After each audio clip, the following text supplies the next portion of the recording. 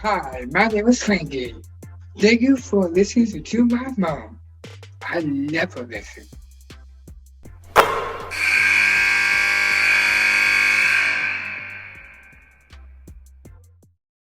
You got to be kidding me. Like, I can get to President Dr. J, Christine Johnson at Ohio State, and she actually agrees to come on the podcast.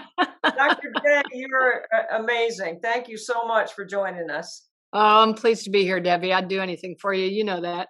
Oh, well, I'm going to hold you to that when football rolls around. uh, you're the president of the Ohio State University. You know, I spent time there as the director of marketing a long time ago. I spent 4 years there working for Archie Griffin, the great Archie Griffin, Oh and my gosh. Jim Jones, the director of athletics, who has recently passed, who was a great mentor of mine. But your path to Ohio State is really unique and really filled with all these fun little changes and ebbs and flows along the way. Kind of break it down for us, Dr. J. Give us a scout report on your path. Uh, Well, unlike you, Debbie, I actually grew up in pre-Title IX times, right? So right as I was becoming a senior in high school, Title IX was getting passed. So we didn't have a lot of women's sports in high school. So when I went to Stanford, went undergraduate and graduate there, I really enjoyed team sports. Really, I grew up in a family of seven, all swimmers. I hated cold water, so I was going to be very successful. So I went out for a couple teams. I went out for field hockey, and I went out for lacrosse. Actually, I actually formed a lacrosse club because in high school I so wanted to play in team sport that I went out for boys lacrosse as a senior. Love it. Anyway, long story short, it was really helpful to me because it helped me in college organize my time. I knew I went to class in the morning, had to be in the afternoon on the field, study at night. So it was pretty organized. After I graduated, I ran into a little bit of health difficulty, as you may know, had Hodgkin's disease, and that kind of cut short any delusion I might have had of being an Olympian. And I figured, well, I better put my brain to work because I don't think my body's going to necessarily get me there. Have since learned I didn't really have the talent, but I had the heart. So studied, got a PhD, started my career at University of Colorado. Was awesome. 14 years as Buffalo, and then this school in the South called and said, well, we're looking for a dean of engineering, and that would be Duke University. And it was really the first time I got a chance to lead as an administrator. So that was pretty cool. And we'll probably come back to that because that's when we met. Um, After Duke, as a dean, I had the opportunity to serve as provost at Johns Hopkins, which was really terrific. And then in the fall of 2008, as we know, we elected a new president, President Obama. And I remember watching him and Michelle Obama, the first lady elect, come out onto the dais there in Chicago with Sasha and Malia, and I thought, wow, if I could help with this administration, I'd love to. And then I got a chance to serve as Undersecretary of Energy for a couple of years. So that was pretty fun. Got so excited about clean energy, started a clean energy company. I sold that about a year ago in the fall, and wanted to go back into academia. Had actually gone to be the chancellor of State University of New York the year before. And then I missed the campus, missed the students, missed the sports, the athletics, I missed the academics. So I was fortunate enough to be offered the position to lead the Ohio State University, and here we are. That's amazing to me because you're right about where we first met at Duke, and me and Beth Mowens would be sitting up there in the rafters calling the games, and you'd be sitting on the baseline. And you were such a great sports fan, and you loved women's athletics. I knew that, but I know you love athletics all across the board.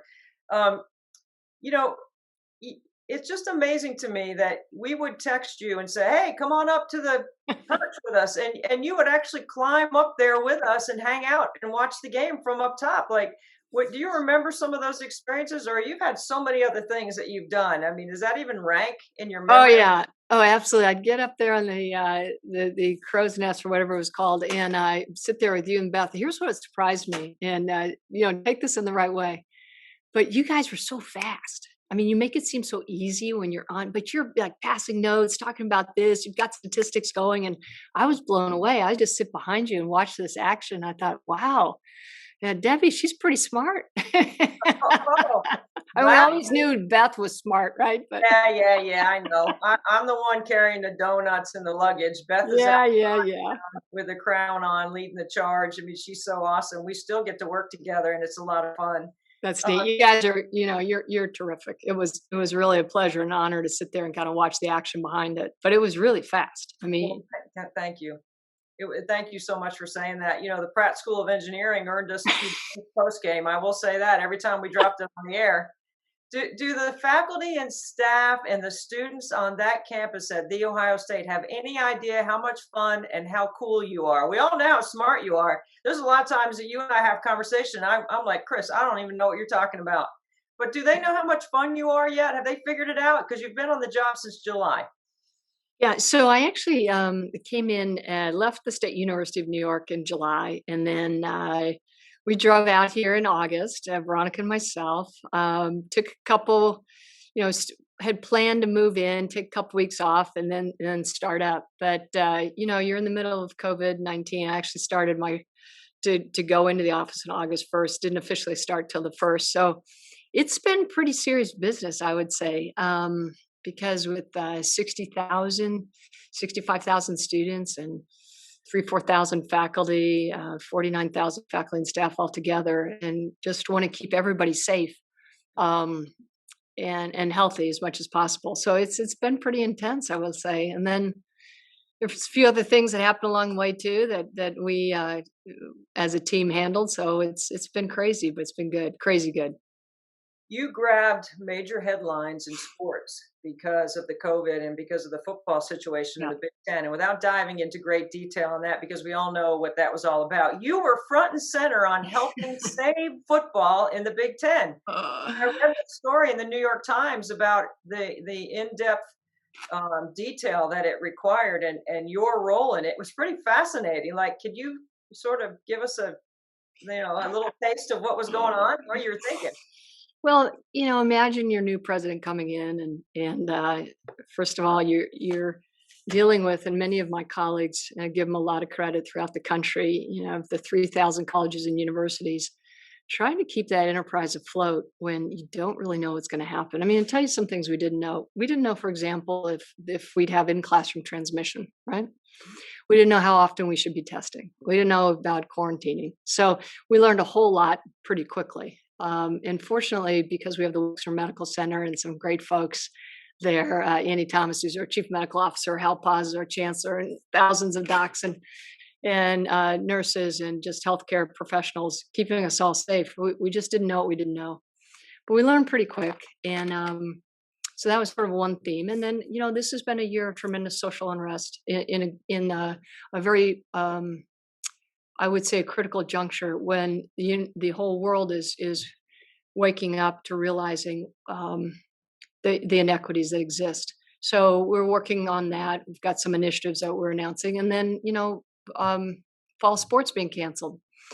Well, postponed. So that was real important. I mean, language is important. We didn't cancel, we postponed because that allows us then to reopen. And so I give a lot of credit to the Big Ten. It was a very thoughtful, very tough decision, but it was made for the right reason because, again, we didn't know what we didn't know about myocarditis. And that was really a big thing, is to understand, were we putting our athletes in even more harm's way because of myocarditis? So it took us a while, but I think what was really great is that because we have so many schools in the Big Ten with these incredible health science centers, and we put together a medical team that was chaired by Dr. Borchers at The Ohio State University. It really came up with a protocol for ensuring if we went back to fall sports, how we'd keep our student athletes safe. So that was really important. And I think Dr. Borchers and his colleagues, I think it was co-chaired by Sandy Barber at Penn State. This is really important. Laid out a formula that pretty much worked. I mean, it's hard to be in a county when they go purple with really high positivity rate, because we are part of that county to maintain a low rate. Fortunately, we can see the light at the end of the tunnel. Super excited about. My number came up. I'm a little older than you, Debbie, so I did get vaccinated last week. My first dose, and I'll get my second one in a few weeks. So I think we're seeing the light at the end of the tunnel. And just hats off to the community who wore masks, stayed socially distant, and you know, really prevented much bigger spread that could have happened.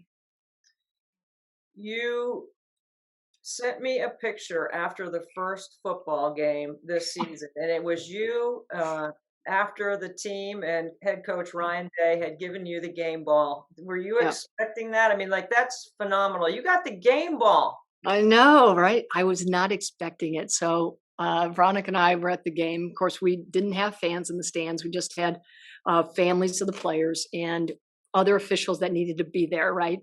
And then we went by ourselves in the suite, pretty much. And Gene Smith, who's our fantastic athletic director, came down to the box and said, "Hey, let's go down on field." And I said, "Really?" They said, "Yeah, come on down on field." So I said, "Okay, I'll go down on field." And then after every game, as you know, we sing, the alma mater, Carmen, Ohio, and so we're all, there singing that. And he goes, "Well, come on to the locker room." I said, "Okay." So I walked in the locker room and it was pretty exciting, right? I mean, we just really had a great game against Nebraska.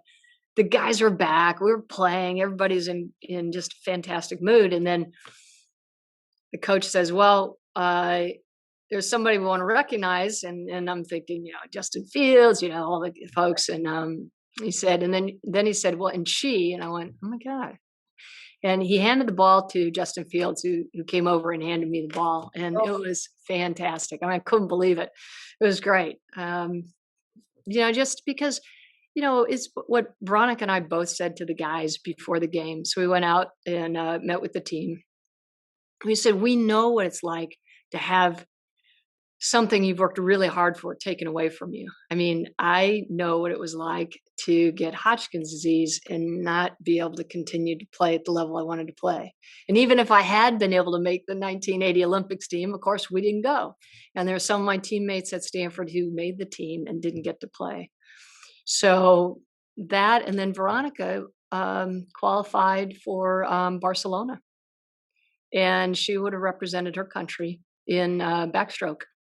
And the country decided, Venezuela, to not send the swim team at 2 weeks before the Olympics. They're supposed to leave. They had tapered. She had swum 16 years in a pool to get her shot, and it got taken away. wow. So we both knew what those guys and gals were going through on all the sports teams. It was like, we got to figure this out. And, again, hats off to Big Ten and to the teams that figured it out. That's phenomenal. That a lot of people would look at someone that has been as successful as you have and never think about some of the, not the failures, but some of the adversity and obstacles that you've had to face. And it's okay to fail as long as you learn from it, right? Yeah, that's What exactly right. what what have you learned from your time in sport and all the years that you've been involved in sport at a lot of different levels, including being a player and an athlete, that has allowed you to be such a strong leader for the Ohio State? Well, that's what I certainly aim to be. And it's a work in progress. I think, a couple things. When I was really training hard for field hockey, and it was the first time I went to tryouts, summer of 1978, didn't make the team. Would have been surprised if I had, since I only picked up the sport in '76. So it was a little bit, as I said, but I got invited to go. I did go. I made it through a couple cuts. So I was pretty pleased all in all. But a colleague of mine and someone who's helping me train took me aside and he said, "Look, sometimes it's as important to carry the water well as it is to be on the team and play well, because you need both to be successful." And I'll never forget that. So he said, "So hold your head up. If you're asked to carry the water, you carry the water and don't spill it. And if you're asked to be on the field, you better be prepared to step up and make a difference." And I think that really has really stuck with me. I'm amazed at some of our conversations that we've had through the years because Yeah, don't tell them all. now I'm not going to tell all of our stories. We'll save that for another time after you've been there a year. Yeah, maybe 5 or 10. You mentioned Gene Smith. I've known Gene for a long time. I mean, he is an incredible, incredible person and a great leader as well. and Ohio State is such a strong academic and athletic institution. How's that transition for you been in navigating your relationship with Gene and all the things that come with a high-powered, the largest athletic department in the nation? Yep. Oh, absolutely. So we were announced, Veronica and myself were announced as the next president, or couple coming in on June 3rd of 2020. And we looked at the schedule and we thought, well, we're not, it's COVID. So there was no reception, there's no dinner, there's no nothing. And so I said, well, gosh, this guy, Gene Smith, seems pretty interesting. He's the athletic director. Maybe we ought to just see if he's available for dinner. So that's how it started. We just called over and said, hey, Gene, Sheila, are you available for dinner? And, they had sent over a little bit of swag. You know how I love swag. So Yeah. they're already. I'm sporting swag right now, the Black O, one of my favorite, from my time there. I still get a little swag from there. Not enough or as much as you. So I just called up Gene and Sheila and I said, hey, thanks for the shirts. And, are you free for dinner? So we went out to dinner and it was great. It was just like we'd known him forever. And that was really important, to try and establish a relationship with folks that you're going to work with before, anyone knows if there's an agenda. Right. So it's good. And we've just been great friends since then. He's just tremendous. Sheila is just fabulous. Right. Oh, it's been good. Yeah, so I've always teased you about being this incredible name dropper, because you have just you don't just drop a name, you actually have something to tell about this particular person. And you've already mentioned President Obama and Michelle. So I want to know what it was like working with him, and any stories you might have about him, Chris, because you just can do that at where you are and who you are. And you can actually be sitting at home thinking, I would really like to help them, and actually make it happen. Well, just so you know, I dropped your name a lot, Debbie, so I appreciate that. Yeah. It was incredible to serve. And I'd say to anybody, no matter what administration, if you get the chance to serve the country in that regard, go for it. I will say it was probably the hardest I've ever worked, and I love to work hard, but this was taking it to a new level, because we just felt there was so much at stake. Unemployment almost reached 10%. There was a really big agenda around energy. So, it was easy to say yes to, and it got pretty exciting at times. I think, since it's March Madness, I'll share a couple stories here.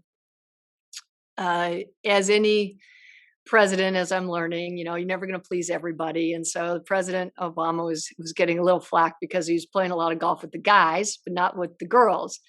So one day my chief of staff got a call from the White House, and they asked, do you play basketball? And so I said to Asaf, my chief of staff, I said, well, who's calling? And he rolls his eye and he goes, who do you think's calling? And I said, you're kidding me. He goes, no. And I said, okay, give me 5 minutes. So he leaves. I get on the phone with our dear friend, Coach G. And I say, Coach Gail Gestencourt. So she's at Texas. And I said, this is important. I know, but I'm having practice. I said, yeah, but I know this is important. So she goes, okay, call you back. So she calls me back. She goes, what's up? And I said, well, I got called by the president to play basketball. And she said, no. And I went, what do you mean no? And she goes, no. And I said, but you don't even know if I can play. And I said, no. So she said, no. And so I said, well, look, as a kid, I used to shoot the ball around with like my brothers. And she goes, no horse, no pig, no nothing. No. Now golf, you might take him up on golf, but do not do that. He's got game and you don't. I was crushed. But went back to my chief of staff and I said, yeah, my friends tell me I don't really have any game. So, but how about golf? So then it became my mission to play golf with the president. Never did that, but I got to play golf with some of the cabinet members who became dear friends even to this day. So it was awesome. And I think someday I'll play golf with the president, but it was not meant to be that particular time. I had my window and it got shut down appropriately. So, You know what? I think the president owes you one. President Obama owes you one. So I think if he's listening, right, Maybe someone could get word to him that he owes you a round of golf. There you go. And you bring up golf, so we've played several. We've played a lot of golf together, but we've played in several events with the KYAL Cancer Fund, which I know was important to you because you already mentioned Hodgkin's lymphoma that you battled and you won. You got any good stories you remember from some of our golf? Because I can tell some, but I think it's better if you tell them because they might be the ones you want to tell and not the ones I want to. I just know how much fun it was. It was a blast. We had some good times. I do remember one time. Well, I remember a few times. I remember one time when there were two foursomes that were teeing off, and of course, Hootie and the Blowfish were involved, and Darius Rucker. So that was pretty fun to be on the same tee box. But I remember we had a fourth, and I think this was a warm up round because I don't think he was in the KYAL. But to your adoring fans, they should know that you and Beth are hell of a golfers. I mean, these guys can really hit the ball, and they're long drivers. I don't know about your putting, but every part of the rest of the game is pretty dang good. So I'm feeling, like, okay, I can hang with these guys, but man, they are long hitters.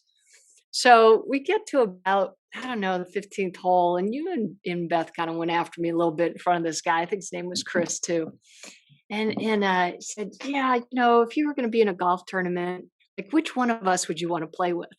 And you were referring to you and Beth. And I'll never forget it. He said, well, actually, I'd play with Kristina. I thought you guys were going to die. And I was going to die too, because I thought, okay, well, that wasn't what I would have done. I would have picked you, actually, Debbie. He says, yeah, you're just consistent. You're not very long, which is true. But yeah, at least I could figure out when to go for it and when not to. I laughed. You guys didn't razz me for the rest of the 18 holes after that. So that was pretty fun. We always had fun. We always had fun post game too, whether it was basketball or golf, and just hanging out, laughing, and just having some good times. You mentioned March Madness, so I mean, one of my favorite stories involves you and Hillary Clinton and a March Madness bracket. Now, I have to set the stage a little bit here because every year at this time, you would say to me, hey, can you help me with my bracket? Hillary wants to fill out a bracket. And I'd be like, yeah. Like, Chris is just pulling my leg. She's just dropping Hillary's name on me. Hillary's going to come to the Final Four. Yeah. Hillary Clinton's coming to the Final Four. So this one particular year, you actually asked me again, and I decide that I'm going to fill out the bracket and send it back to you. And I sent the most liberal, upset bracket that I could ever put together with all these risky things on there, not thinking that you were ever going to know or Hillary was ever going to know because it was never really going to happen and get to Hillary. Well, I didn't think it was real until I got a letter from the State Department thanking me for the bracket. Yeah, so that was pretty fun. I was still, I think, smarting a little bit from G shutting me down on getting on the court with the president. So, and the president was and is a big sports fan. So I was thinking, what I need to do is go to the best expert I knew, hint, not that, to fill out the brackets for me. So that would be Beth and Debbie. So I got the brackets, sent them to you. You mailed them back. I printed them out. And that night, because it was around St. Patrick's Day, Secretary Clinton was getting an award from the American Irish Fund. Big dinner in D.C. Everybody got all dressed up. And I'll never forget it because I was going to the dinner. And so I got all dressed up, took my niece, Hannah, who was there, go to the dinner. And I had written out a note to Secretary Clinton. I'd said, dear Madam Secretary, what you always would do is you'd start out saying, thank you for your service. And then I said, in case, I literally said this, must have been crazy. Maybe I am. In case you have to talk smack to the man, here are the brackets. Thinking I was giving her this great gift. Now, I do think I picked Duke to win, and they did win that year in the men's side. They did win. I think that was 2010, right? So I went to Terry McAuliffe, who I knew and had played golf with, handed it to him. I said, would you mind handing this to the secretary? And so that was it. I ended up not going to the dinner because, as it turned out, I got a message that I was testifying on the budget for the Department of Energy the next day in Congress, and I was just told that that I think one of the TV channels, there were going to be some TVs there, and I thought, oh boy, I better go home and just make sure I am sharp because it's going to be televised, which it ended up being. So I left the dinner. I went home. I stayed up till whatever hour of the night trying to get ready. 2 days later, I come in and my secretary says to me, "You're going to want to read your mail today." And I'm like, yeah, yeah, yeah. I mean, knowing it, I don't usually, you wouldn't normally read your mail. Someone else reads it and helps you triage it a bit. But I said, okay. So in there was this letter, and it's actually, I don't know if you can see it, but it's over my right shoulder. It's at the very top, and it's from Secretary Clinton. I can read it to you if I can Yeah, put my sure. glasses on. I'll read that. Yeah, absolutely. Hold on. I did get it down.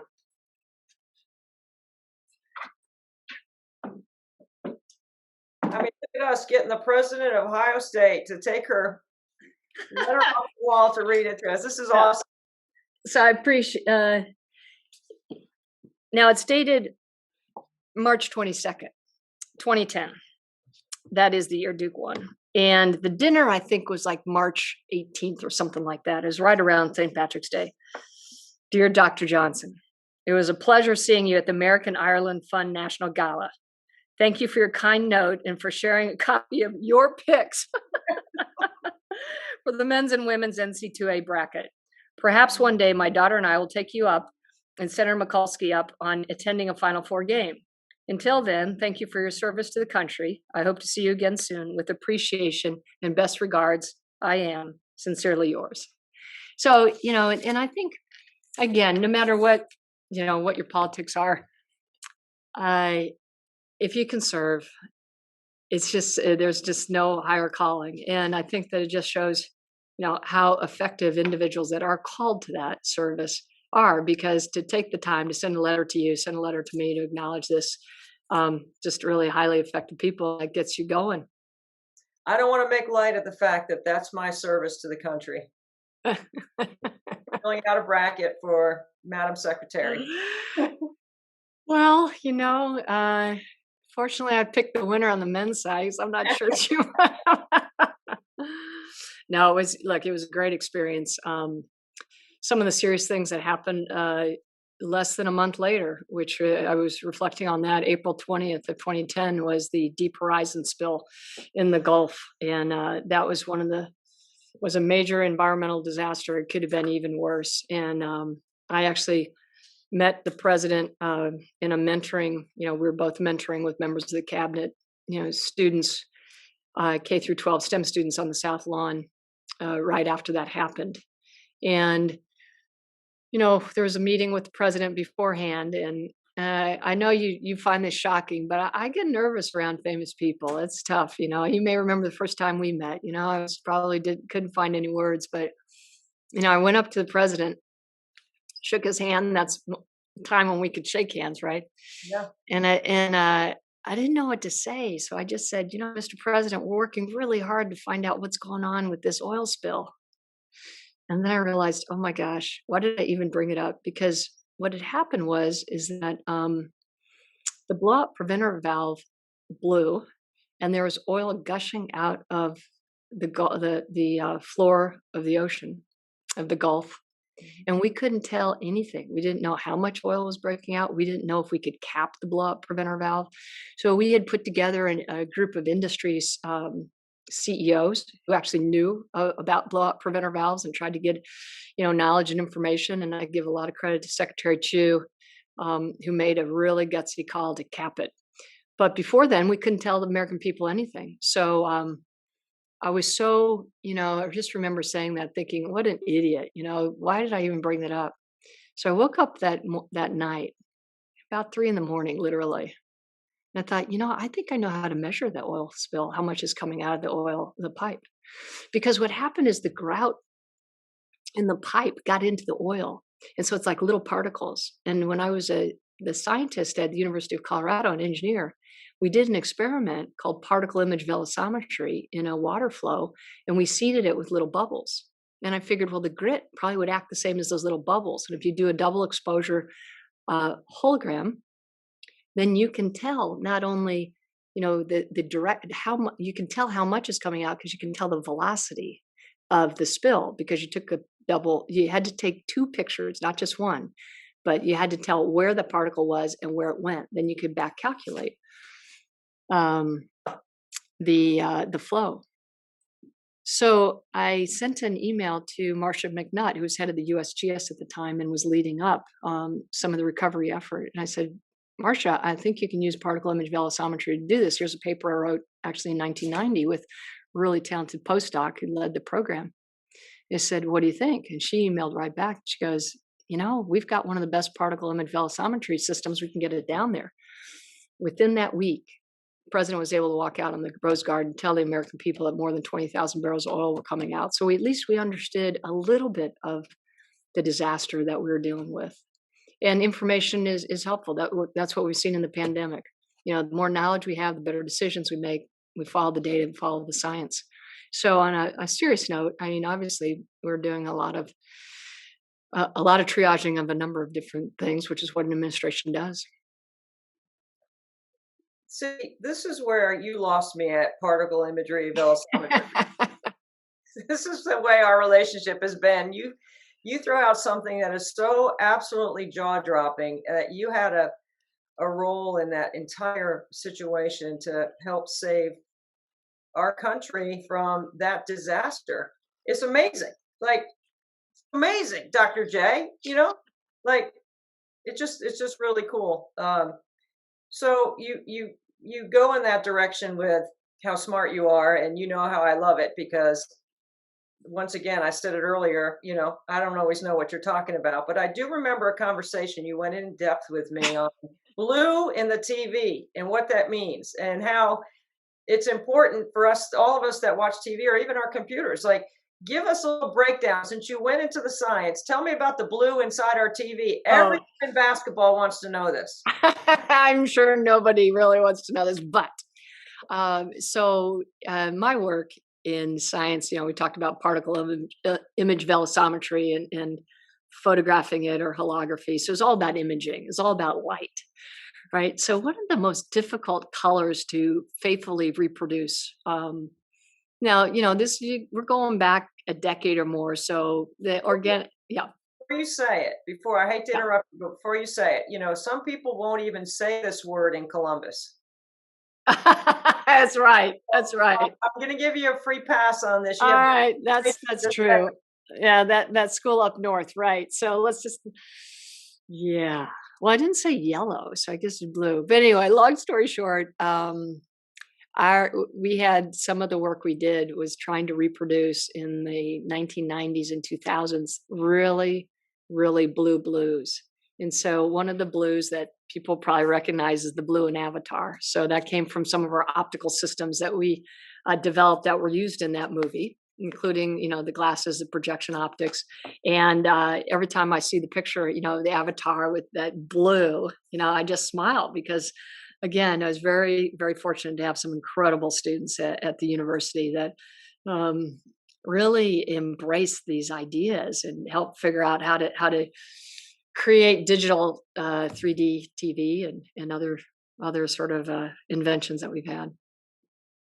I just am amazed at how smart you are, but also how grounded you are, because sport had a lot to do with it and the way you grew up, and now you're in charge of the Ohio State, and it's just fantastic to watch your success and your climb.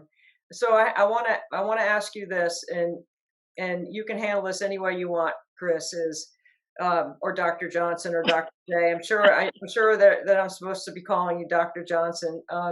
But sort of like the day in the life of the president of Ohio State, people don't realize how normal someone like you would be, but yet you have such such a high pedigree of education and experience and all the things that we've talked about today.